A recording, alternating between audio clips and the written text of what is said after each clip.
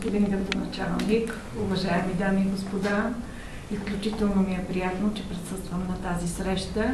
Ние се познаваме отдавна, но радвам се, че нашето познанство прераства в едно партньорство, което, надявам се, е само едно начало за бъдещата ни обща работа между двете общини.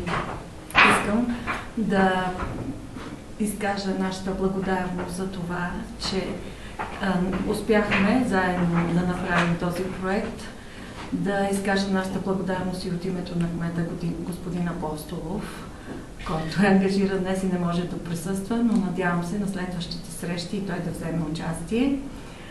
Радвам се, че проектът е свързан с природата, с опазването на околната среда, с опазването на нашия общ дом, с нашите природни забележителности, с които можем да се гордеем, и най-важното е да ги опазиме, да любовта към природата да запазиме и запалиме в най-малките, в децата, в подрастващите, в учениците, за да можем този наш общ дом да го съхраним.